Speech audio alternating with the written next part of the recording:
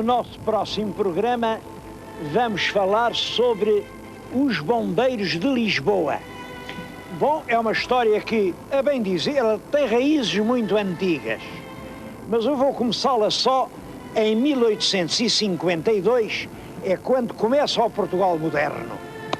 E podem crer que é uma das mais belas histórias de solidariedade humana. Horizontes da Memória, hoje à noite, na RTP2. Hermano Saraiva, boa noite.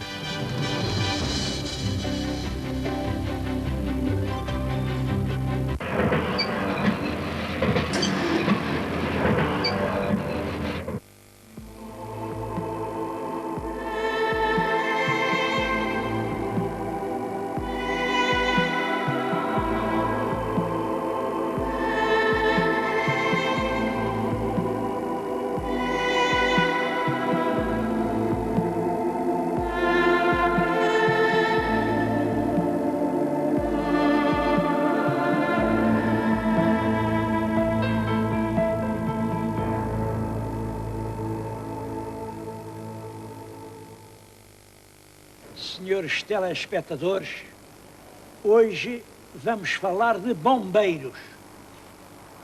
Vim fazer o programa aqui neste quartel de bombeiros. Um quartel que, antes de ser quartel de bombeiros, era um convento de freiras. É o Convento da Esperança, na Avenida Dom Carlos. Bom, tinha todo o aspecto de convento, mas nos últimos anos do século passado, entre 1898 e 1900, foi transformado em quartel para os bombeiros municipais, porque já nessa altura se percebia que era indispensável ter um bom serviço de bombeiros para uma cidade mártir, uma cidade que estava constantemente a arder. Bom, é o quartel da Esperança e estou junto de uma velha viatura. Esta não é das mais antigas, eu vou mostrar-lhe outras bem mais antigas. Bom, mas esta, para mim, é emocionante porque era a viatura que levava os bombeiros, levava os rapazes daqui aos locais onde havia os incêndios. Iam aqui 12 bombeiros com todo o seu equipamento, eles iam e alguns nunca mais voltaram.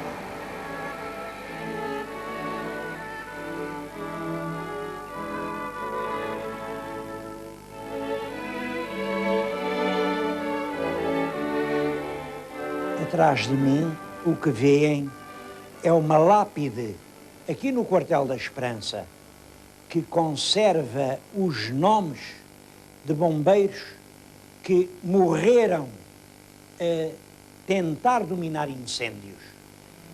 Recordam-se ali alguns dos mais pavorosos incêndios de Lisboa, de cima para baixo, falam na Travessa da Glória. Isso tem sido um lugar fatídico.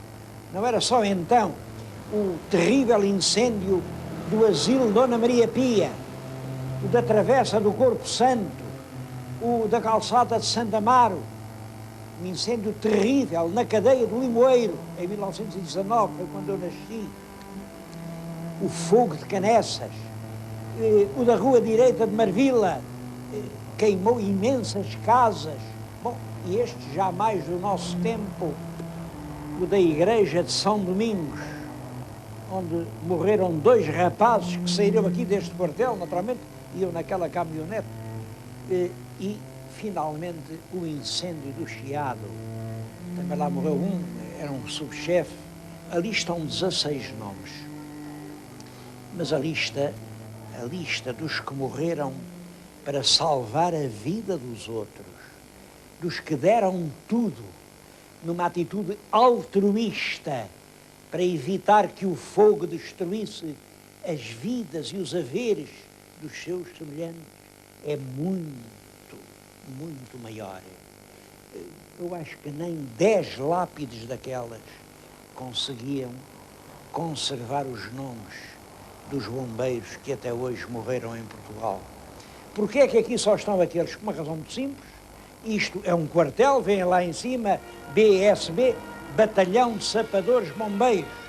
Estes 16 rapazes eram bombeiros aqui do batalhão de sapadores, que deram a vida pela causa a que se entregaram.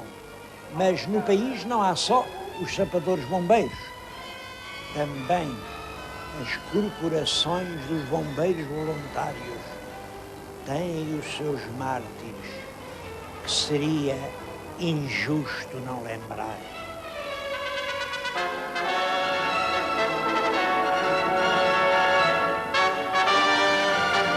Realmente, o incêndio foi durante muito tempo um dos grandes pesadelos de Lisboa. Como sabem, as casas eram feitas sobretudo de madeira, ou com muita madeira, estavam muito perto umas das outras e, sobretudo, dentro de cada casa havia sempre lume aceso. Aliás, ainda hoje, para indicar as habitações com residência, se diz um fogo. Uma casa habitada era um fogo. É curioso que o primeiro documento que nós conhecemos de luta contra o incêndio é justamente uma ordem do Senado de Lisboa, do Senado da Câmara de Lisboa, a mandar tomar cautela com o fogo lá em casa. É um alvará do rei Dom João I, é do século XIV, 1395, em que diz isto. O Senado da Câmara de Lisboa fez um regulamento em que determina que em cada uma noite os pregoeiros, depois do sino da colhença, é engraçado isto, o sino da colhença era o sino do recolher, era o toque das trindades. Bom, depois de tocarem as trindades, os pregoeiros deviam percorrer as ruas a pregoar que cada um guarde e ponha guarda no fogo de suas casas. Também ainda hoje se diz guarda-fogo. Como sabem, diante do lume da chaminé põe-se uma grade que é o guarda-fogo. E no caso que Deus não queira de algum fogo acontecer, todos os carpinteiros e calafates devem acudir ao lugar do fogo com as suas machadas e todas as mulheres da cidade com os seus cântaros e potes. E mais do que isso, e também é curiosa essa nota, e os 100 corretores que havia na cidade, 100 corretores, eram 100 homens encarregados da correção, portanto, eram 100 polícias, deviam também acudir para evitar os abusos e os roubos dos que se aproveitam sempre dessas trágicas situações. Isto em 1395, a primeira lei que conhecemos contra a força dos incêndios.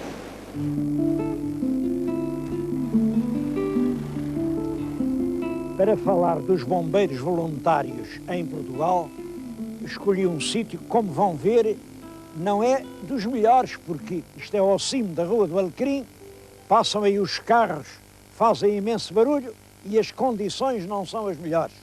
Agora, estou exatamente em frente da sede da mais antiga corporação de bombeiros voluntários que nasceu em Portugal. Os Bombeiros Voluntários de Lisboa foram fundados em outubro de 1868. É curioso porque 68 e como é que nasceram. Estavam uns senhores, enfim, a conversar, era costume nessa altura, no século passado, os senhores importantes juntavam-se das farmácias e estavam ali sentados na farmácia Azevedo, do Rocio, estavam ali a conversar, porque tinha sido um ano cheio de incêndios. Lisboa parece que não deixava de arder. Logo ao princípio do ano foi o terrível fogo dos armazéns da Alfândega ao terreiro de trigo. Tudo quanto lá estava armazenado ardeu com imensos prejuízos. Bom, a seguir, um grande prédio de rendimento novo, um prédio novo na Rua do Quelhas, completamente destruído. Depois um outro prédio na Rua de São Bento, foi preciso fazê-lo desde raiz. depois um conjunto de... Eram muitas, essas eram pequeninas, mas umas casinhas ali na rua do Arpel, ardeu aquilo tudo. Na própria rua do Loreto, ao Chiado, arderam os estabelecimentos comerciais, tinham muita fazenda, deram imenso prejuízo às companhias. Bom, e em outubro, por isso é que eu julgo, foi esse fogo que originou a conversa da farmácia, arde um prédio na rua do Arco da Bandeira. Bom, isto sem falar em centenas de outros sinistros menos importantes. Estes foram só os que alarmaram a consciência da cidade. Bom, os senhores lá da farmácia, entre eles estava um músico muito conhecido e um homem muito simpático, que era o Guilherme Cossul. Disseram, por que é que a gente não faz uma companhia de bombeiros, aqui situada mesmo no centro, com viaturas que saiam rapidamente para acudir, para ver se estes fogos não destroem a nossa cidade. E é assim que nasce esta associação, Bombeiros Voluntários de Lisboa, a primeira de uma longa série. Hoje existem no país 407 corporações de bombeiros voluntários, não contando as privativas. As privativas são normalmente as das empresas. Essas 407 corporações ocupam 31.814 bombeiros voluntários. Imaginem, 31 mil. Mas um número ainda mais impressionante. Os contribuintes, as pessoas que gostam dos bombeiros, e por isso a todos os meses pagam uma pequena cota, atingem em Portugal 1.300.000. Quer dizer, é um país que gosta dos seus bombeiros e os bombeiros voluntários portugueses fazem parte, de certo modo, da paisagem humana em Portugal. Toda a terra se orgulha dos seus próprios bombeiros. Guilherme Cossul morreu já há mais de 100 anos, mas a sua memória continua a ser venerada aqui na sede dos bombeiros que ele fundou. Guardam aqui como relíquias preciosas, por exemplo, isto. Era o capacete que ele usava. Era com isto que ele comparecia nos incêndios. Comprou-o em Inglaterra, ainda não havia nessa altura bombeiros em Portugal. Há ali uma outra recordação ainda mais curiosa. Representa o Guilherme Cossul, ele está de casaca, porque isto refere-se a um episódio verdadeiro. Estava no Teatro São Carlos a dirigir uma ópera, a ópera africana, aliás, africana, quando ouviu tocar a rebate dos bombeiros. Os bombeiros são aqui ao lado de São Carlos, como sabem. Larga a batuta, larga o espetáculo, corre para aqui e mesmo de casaca, está ele com a agulheta do incêndio, veio apagar o fogo. É realmente uma imagem típica desses tempos de Lisboa romântica, em que entre o incêndio e a ópera não havia uma grande distância. É claro que tudo isto hoje levanta problemas. Hoje há a opinião de que a luta contra o fogo é uma forma de guerra que já não se compadece com o voluntariado, que os bombeiros deviam ser todos um corpo disciplinado, não voluntário, pronto. Eu penso que há lugar para tudo. São indispensáveis os bombeiros profissionais e são indispensáveis os bombeiros voluntários. Indispensáveis principalmente porque o voluntariado, estas dezenas de milhares de homens que fazem parte das corporações por todo o país, este fenómeno é uma das formas de realizar a vocação de altruísmo, de generosidade, de dedicação aos nossos semelhantes que reside dentro de cada um de nós. E os homens não são só feras, não acreditem nisso. Esta moral que se está realmente a tomar conta do mundo, esta moral, cadê o meu? Isso é só um dos lados do mundo. Há um lado de bondade, de filantropia, de ajudar aqueles que precisam, que ainda têm muita força. Os bombeiros voluntários portugueses são a prova disso mesmo. São realmente a via, a válvula que permite realizar essa aspiração generosa do coração humano. Por isso a minha opinião é de que há lugar para as duas soluções. Deve haver lugar para bombeiros profissionais, arregimentados, em unidades eficientes, poderosas, combativas, e lugar para as coletividades dos voluntários que estão em todo o país. Aliás, isto é só um aspecto de um problema mais geral, que é o problema do setor público, do setor privado. Como sabem, há quem diga, não, tudo é público. E há quem diga, não senhor, tudo tem que ser privado. Oh, meus amigos, dois olhos veem sempre mais do que um só. No mundo há coisas que só o setor público pode fazer. E também há coisas que só o setor privado consegue realizar. Eu, bem no fundo, penso que se Nosso Senhor Jesus Cristo tem estabelecido horários de trabalho e ajudas de custo aos apóstolos, hoje não haveria cristianismo. Mas, antes de aparecerem as primeiras corporações de bombeiros, é claro que já havia incêndios. E quem lutava contra o fogo, imaginem, eram os galegos. Havia uns regulamentos que obrigavam os aguadeiros, porque os aguadeiros de Lisboa eram todos galegos.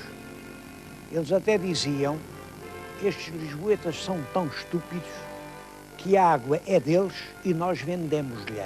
Bom, estou a falar-lhes aqui no futuro Museu dos Bombeiros. Isto são antigos barris de aguadeiros. Eles pintavam isto segundo o seu gosto e pegavam no barril e tinham que ir acudir ao fogo. Levavam o barril ao ombro, cada barril levava 25 litros, pegavam no barril, chegavam até à bomba. Esta é a bomba, está fechada por sinal, eu vou abrir a bomba. Despejavam aqui o barril,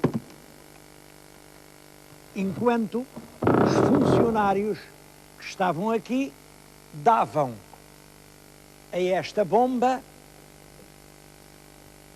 e era isto que conseguia dar pressão à água para a água sair nas mangueiras. Era um regime difícil, porque no fundo, desde que tocava a rebate até que os galegos apareciam, passava muito tempo. Os galegos não iam por sua própria vontade. Eu tenho aqui um texto, é uns anos antes da formação do Corpo de Bombeiros. O Barão de Eschwege, em 1838, descrevia na Academia das Ciências de Lisboa como é que as coisas se passavam. E dizia, até hoje os socorros principais, o que no fundo é a vergonha de Portugal, estão confiados aos aguadeiros galegos, que estão debaixo de um único inspetor de incêndios e devem acudir às bombas com a água necessária para ela. Quando nesta ocasião se acham nacionais que prestam socorros, uns vão de livre vontade, mas muitos vão forçados, sendo para isso conduzidos por soldados. Os galegos chegam a ser 8.000 e vão a passo lento.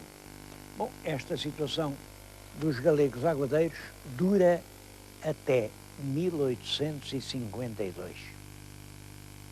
1852 é um ano extremamente importante na história de Portugal. Ninguém fala nisso, né?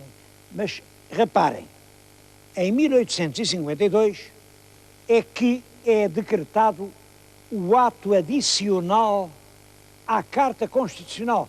Devo dizer o seguinte, os portugueses, até essa altura, estavam profundamente divididos. Os da esquerda eram pela Constituição vintista, os da direita eram pela Carta. O ato constitucional veio estabelecer o meio termo entre a Constituição de 20 e a Carta Constitucional. A partir desse ato adicional, houve paz entre os portugueses. A solução é sempre o meio termo. Bom, mas no mesmo ano, imaginem, foi criado o Ministério das Obras Públicas, foram publicadas as bases que fizeram nascer o ensino técnico, apareceu o Centro Português de Melhoramento das Classes Laboriosas, que é, enfim, a primeira organização dos proletários portugueses, foi fundado o Instituto Comercial, foi fundado o Instituto de Agronomia e, é por isso que eu lhe estou a falar em 52, é criado o Corpo dos Bombeiros Municipais de Lisboa. É a primeira vez que os bombeiros têm uma farda própria, têm um ordenado próprio, se dedicam inteiramente à sua missão. 1852. É nesse ano que se cria o Corpo de Bombeiros. Se olharem para este automóvel, vem aqui CB, quer dizer, Corpo de Bombeiros. Há aí várias viaturas com isso, Corpo de Bombeiros. O Corpo de Bombeiros é realmente o antepassado do atual Regimento de Sapadores Bombeiros. Eu tenho muita pena que aquela sigla não tenha sido recuperada, porque o nosso regimento é um Corpo de Bombeiros. A partir dessa data, de 1852, os progressos são, sobretudo, progressos técnicos. Os bombeiros vão sendo cada vez mais adestrados. Há aqui uma data que eu lhes queria lembrar. É o fim do século, 1900. Estamos em 1900 e faz em Paris um concurso entre os bombeiros de todo o mundo. O concurso é isto. Há uma grande fachada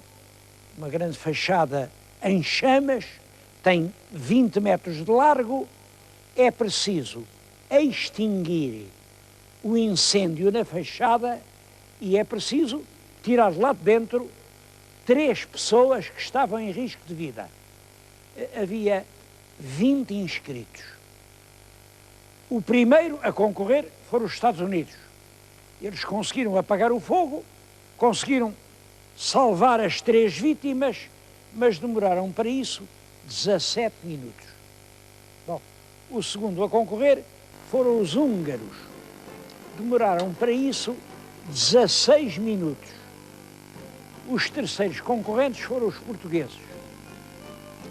Demoraram para isso 2 minutos e 55 segundos.